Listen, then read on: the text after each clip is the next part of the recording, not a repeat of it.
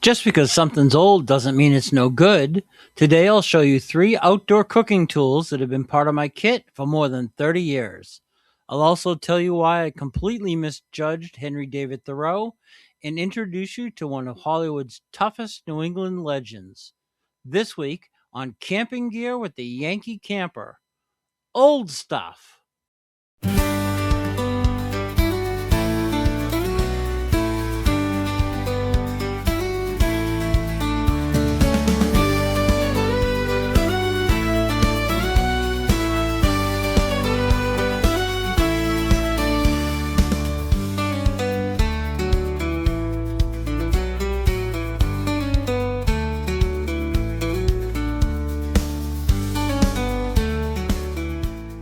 I've got that campfire going really well. I'm going to burn that down to coals because we want to cook on the coals and not over the open flame. That should take about 20 minutes or so. The first piece of kit I'd like to show you is a camp fork. And every store that sold camping supplies sold this, and many of the campground camp stores carried these. And it's just a metal fork, and it's designed so that you can extend it. You could put marshmallows on this or hot dogs. The problem with the marshmallows was the tines got very hot and you would end up burning your mouth trying to get the marshmallow off. Wire toasting forks were used before America was even a country. The problem with the hot dogs is you could only cook them one at a time.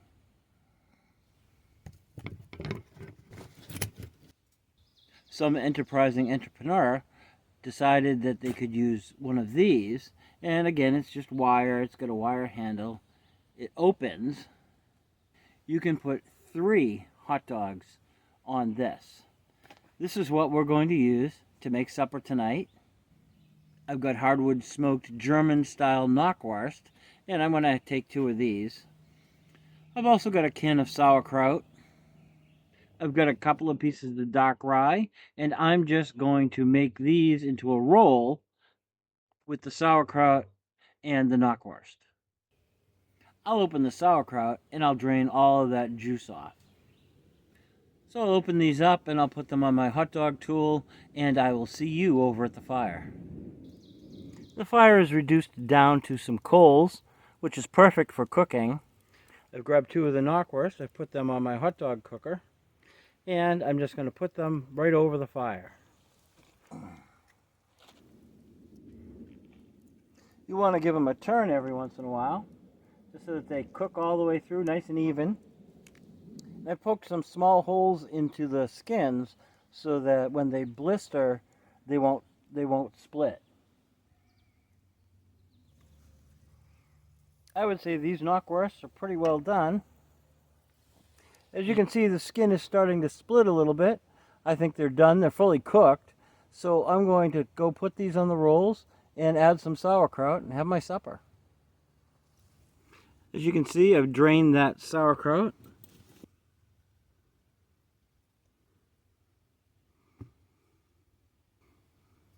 Put a little bit on my dark rye.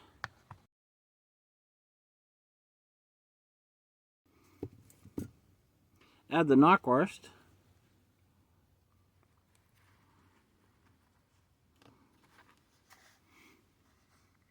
Old tools to make a great dinner.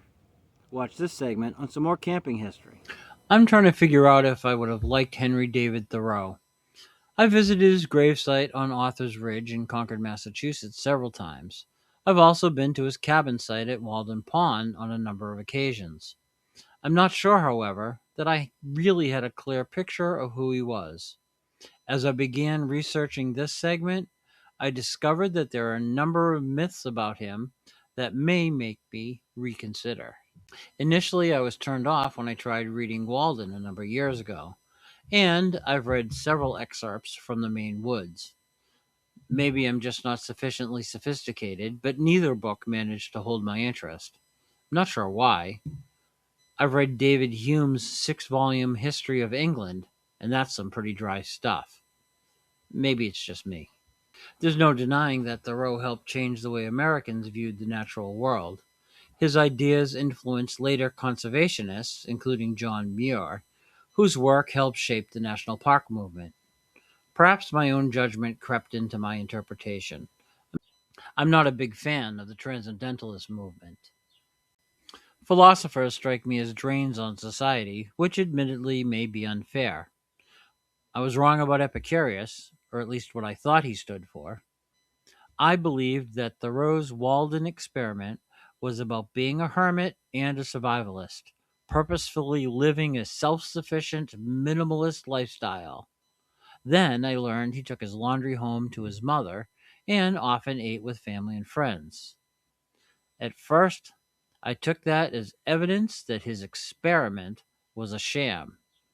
After some reflection, maybe I missed the point.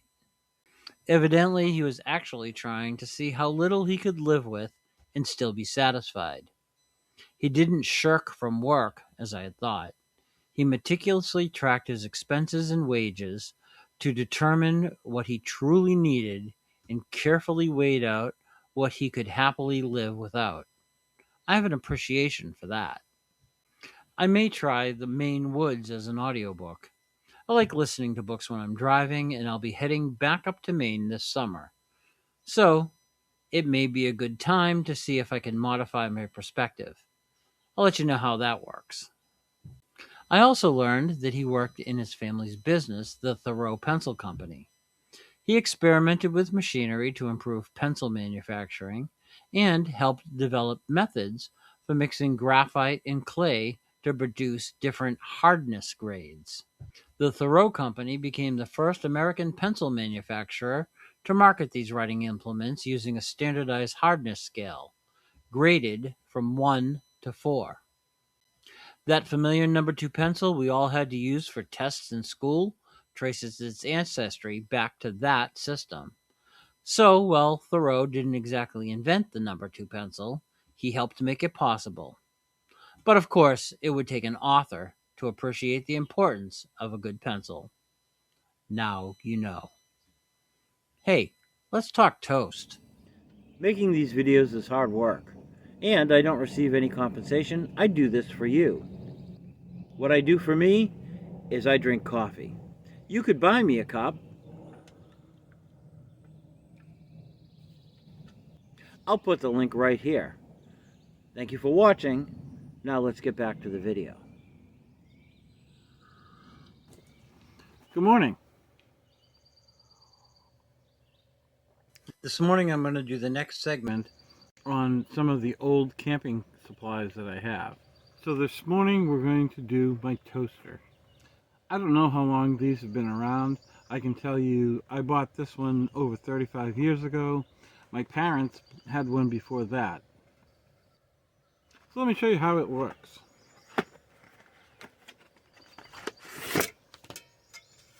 It's just a flat, round piece of metal. There's holes in the center, and it has 4 wires that spring up.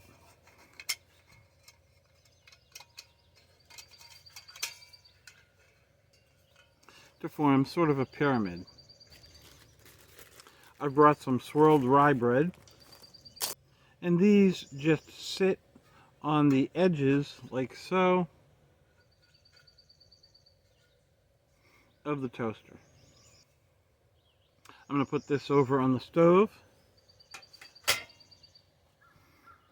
and then we'll light the stove and make some toast. It's important to keep an eye on the toast to make sure it doesn't burn.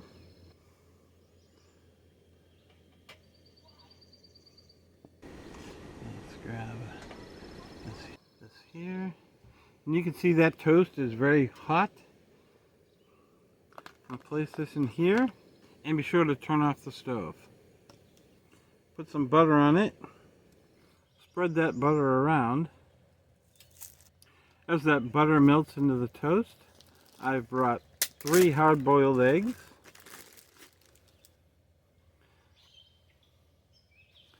And I'm going to eat my breakfast. I hope you'll stick around for a famous Hollywood icon. When the subject of actors from New England arises, names like Matt Damon, the Affleck brothers, Mark Wahlberg, or even Chris Evans usually get brought up. But did you know that back when car camping gear was gaining popularity, there was a force in Hollywood to be reckoned with? The yankiest gal who ever came down the pike was a female tour de force who hailed from Lowell, Massachusetts. In her late teens, after her parents divorced, she spent summers with her mother along the southern coast of Maine, where she is often credited as being the first female lifeguard at Ogunquit Beach. Although she started as a dancer, she fell in love with acting, and by the time she was 20, Ms. Davis was appearing on Broadway in New York, where she worked for several years before heading to California. Although not considered a golden era Hollywood beauty, her famously expressive eyes were so iconic they inspired the 1981 hit song, "She's Got Bette Davis Eyes." During her career, she was often labeled difficult. I suspect what critics called difficult was, at least in part, the New England tenacity that made her a self-assured woman in the heavily male-dominated film industry of the Depression era. She was considered to have an acid tongue with bold statements like, "Old age ain't no place for sissies." She rarely backed down from a challenge, even suing Warner Brothers because she felt she was being sidelined and mistreated. Although she lost the lawsuit, the publicity strengthened her position, and Warner Brothers eventually relented by offering her stronger roles.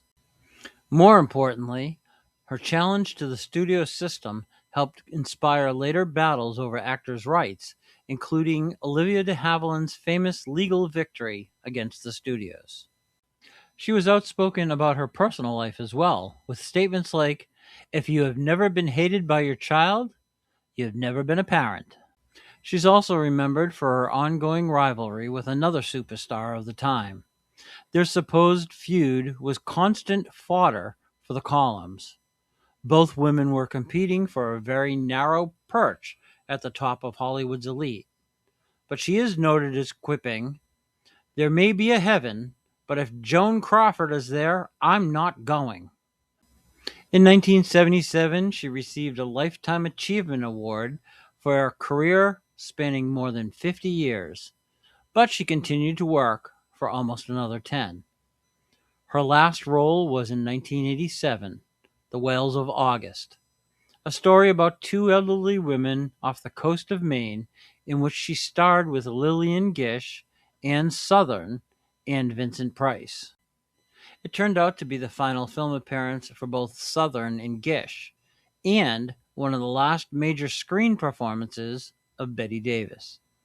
This fiercely independent New England native passed away in 1989 at the age of 81. During her vast career, Davis did not shy away from unlikable roles.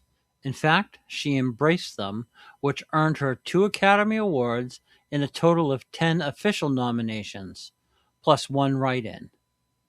She was the first female president of the Academy of Motion Pictures Arts and Sciences. And speaking of the Academy Awards, she later claimed that the Oscar statuette got its nickname because it reminded her of her first husband, Harmon Nelson, whose middle name was Oscar. Historians dispute that story, but Davis always maintained it was true. Now, you know. Here's a camp item that also gained star status during that same period. If you camped back in the 70s, this is probably familiar as well. This is a Hobo Pie Maker or a Camp Pie Maker, and it opens in 2 pieces and just separates. And you can see that it's made out of a cast material. Goes together, it has a small hook which holds it together. I'm going to make my lunch out here at the campsite of a Reuben, so we'll give this a try and we'll see how well it goes. For this, I've got a can of Underwood corned beef. I've got some rye bread. I have some sauerkraut, Swiss cheese, and some butter. Let me walk you through the whole process. First, let me separate the pie iron. Now you'll notice one side fits inside the other. This one's got an outside lip, and this fits inside very nicely. I'll have to make the bread this size. I'm going to cut that bread into circles to fit inside here. And for this, I'll just take a piece of rye bread, press this down, and using my knife, I'll cut around the edge of the bread. I'll put these aside to eat as a snack. I'm just going to generously place the butter on one side of the bread. It doesn't need to be excessive, but you want to make sure that you've got enough so that when you go to separate the sandwich, it doesn't stick to the iron. I'm just going to press that right into the pie iron, like that. Open my corned beef. And I'm going to spread that right onto the bread as well.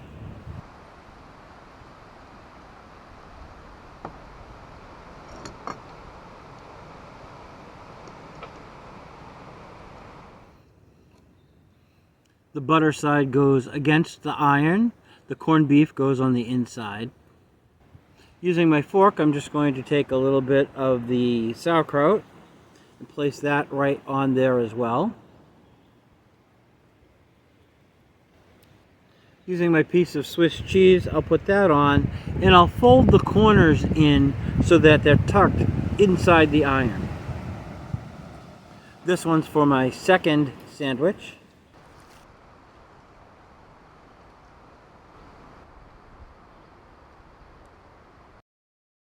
Spread some more corned beef onto the Swiss cheese. So that side's ready to go. Take my second side of my sandwich and I'll butter that as well. I finished buttering that and I'm just going to place it inside the sandwich maker. Press that down in. And now I'll join these two pieces together and press that closed. That's closed tight. Use the hook. And that is ready to go to the fire. I'll do my second one, and then I'll meet you over at the campfire.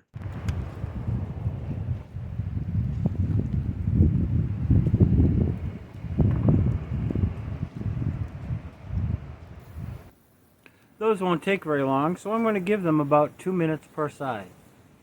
So I'll take those off. I'll let them cool for a few moments before I try to open them.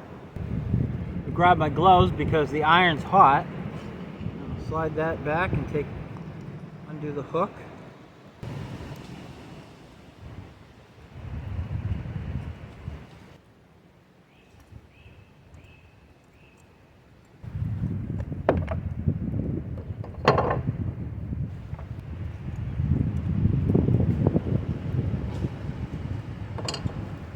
It's a little bit soggy, but no worse for the wear. Do the other one. A hot Reuben made at the campsite. That's pretty good. Make sure you have lots of napkins. It's pretty greasy. I hope you've enjoyed this video. If you have, be sure to give it a thumbs up. If you haven't subscribed already, please do so. It helps the channel grow and bring this content to more people. If you have any thoughts about this video or any of my videos, leave a comment in the comment section. I read every single one. In the meantime, I hope you get outside, and thank you for watching.